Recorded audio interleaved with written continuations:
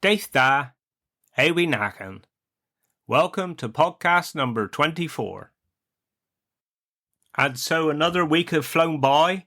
I hope you're all doing okay. My week's been pretty good, thank you.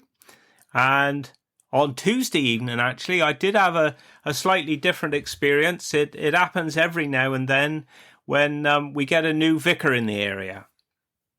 And as a lot of you will know, we do cover quite a large area, really. And this time 'twas the time of the North Cornwall cluster of churches. And years ago they joined together. There's actually 6 churches in this cluster, which is St Peter's at Port Isaac, then St Endelion, St Kew, St Mimber, St Enedoc, and St Michael's down at Perthilly. And every time we have a new vicar come to a cluster, they have a lovely service where the church is always full. And it was on Tuesday where we come and welcome the new vicar. So the church wardens did ask me if I would be one of the people that would stand up and just say a few words to welcome our new vicar. He's called Craig Marshall, to the area. So I said, yeah, that'll be fine. So a few days before, I was thinking about what I was going to say. But as the service was going on, it was quite a serious service, really. And we even had the Bishop of Truro there. And I'm thinking, oh, crumbs, because I thought I'd add a little bit of humour to it, really. And I'm thinking, oh, am I doing the right thing? Is it appropriate or whatever? Well, before you knew it, 'twas my turn to go up. And thankfully, I'd stuck to what I thought I was going to say. And it went down really well. So that was good. And then after the service, we went back to the church hall there in behind the church at St Endelion. And it was fantastic. There were so many people there I hadn't seen perhaps for a little while. Well, I was there, I reckon, an hour and a half talking away. It was a lovely evening. So that was my Tuesday. Anyway, for this podcast, I was wondering what I was going to talk about. And I thought, seeing that I spoke about our trip up to Scotland in the last episode, I'd perhaps talk about the Cornish tartans this week and kilts. And then I thought that would merge into, well, what this weekend is a big weekend here in Cornwall, as on Sunday 'tis St Piran's Day. And I'm buzzing for it, I tell you. So that's what I'm going to talk about today.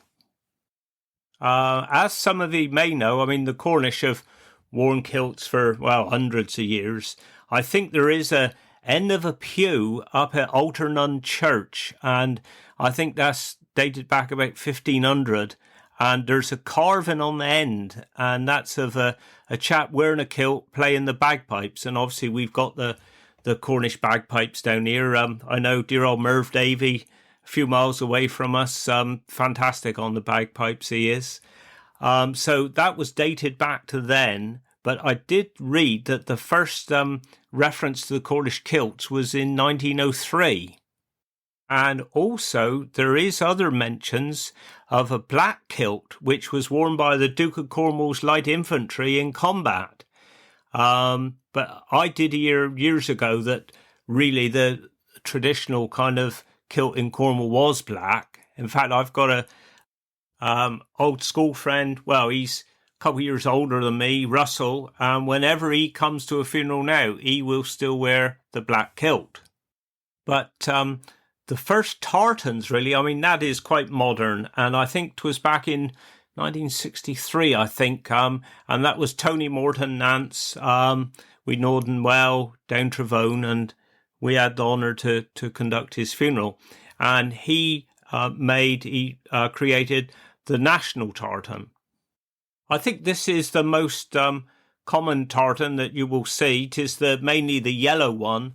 I mean, the colours, as you know, in a tartan, they all represent something. So you've got the black and the white, which is for the flag of St Piran.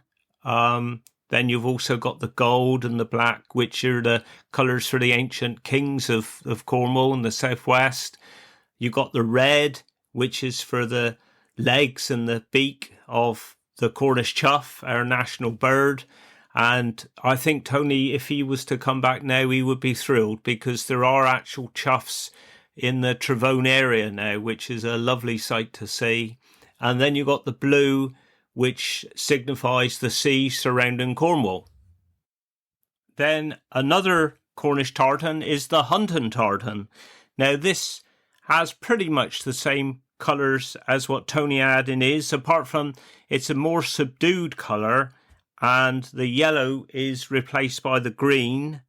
And this was produced by Sandra Redwood. I met Sandra many years ago now when I got married. I actually went down to see her. She was down west, and I had this hunting tartan, the kilt, for my wedding. And also, as well as replacing yellow with the green, they had a bit more royal blue and a gold, which I think it signified the Cornish wrestling, which obviously was very popular in Cornwall years ago, and obviously is still carrying on to this day. I know a long time ago now, I did say to Father, I said I wouldn't mind perhaps incorporating a bit of Cornish tartan on our tails and our jackets and waistcoats for the funerals. And dear Father, he was quite laid back, really. He said, yeah, I'm happy, you do whatever you want. So I thought back then, perhaps as nobody else had done it, I thought perhaps the national tartan, the yellow, was a bit bright. So I thought we would go for the hunting tartan. So that's what we're known for in our part of the world. I have a hunting tartan cravat, and we've got the trim on the top of our pockets and all the bearers and that have. And in fact, I don't actually own a black tie, which for an undertaker you might find is a bit surprising, but I always wear the hunting tartan tie. And I see now in latter years you do have a few other funeral directors up and down the duchy that are now wearing the national tartan, but we've stuck to the hunting one, which is associated with us. The other tartan, which is very popular here in Cornwall, is the St. Piran's dress tartan, and that was designed by dear old Donald Raw from down at Padstow. Again, we had the honour to conduct his funeral, and that's pretty much the black and the white with a little bit of grey and red in as well. So that's the three main ones that I know of. I know there are a few Cornish families also that have got their own tartans, but that's the three most popular ones.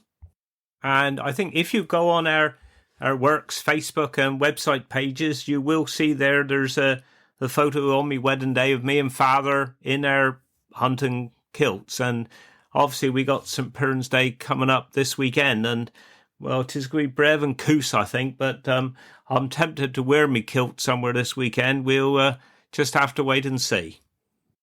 And so I think that's pretty much all I can talk about with the tartans. If I think of anything else, I'll add it directly or next week.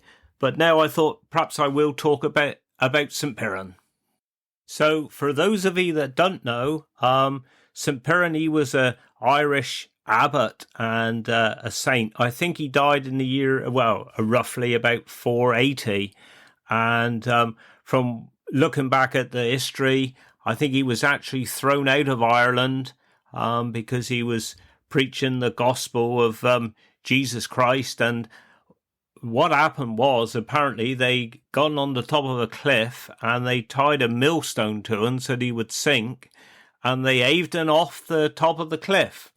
Now, miraculously, that's the easy word to say, he actually floated, and he floated all the way to Cornwall, and I think 'twas near Perranporth is where he was washed up, and he could have become the patron saint of surfers. That's where he actually landed when he came to Cornwall.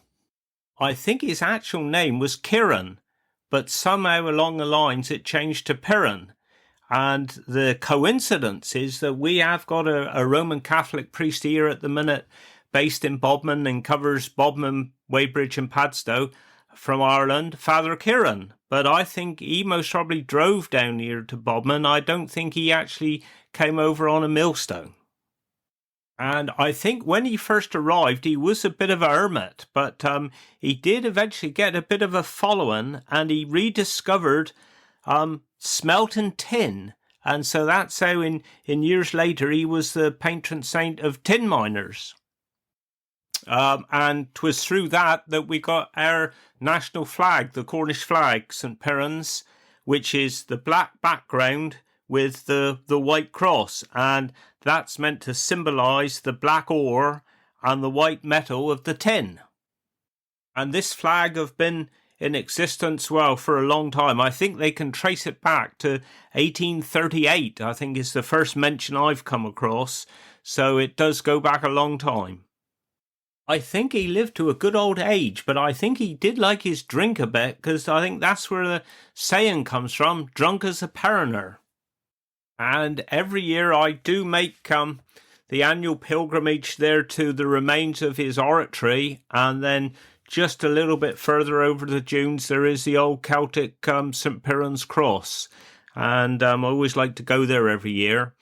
And usually on St. Piran's Day, or the closest Sunday to it, they have a play there, which is quite good. And I think my favourite St. Piran of all, from all the plays over the years, is Colin Metallic. I think he looked class. If you Google St. Piran, you'll see Colin there with his long grey hair and a beard, and yeah, I think he looks brilliant. But yeah, that's just one of the many events that go on. They call it Parentide, sometimes one day, but quite often it does span definitely over the weekend, or even sometimes up to a full week. And this happens all over Cornwall, and you just see Cornish flags everywhere. It is fantastic.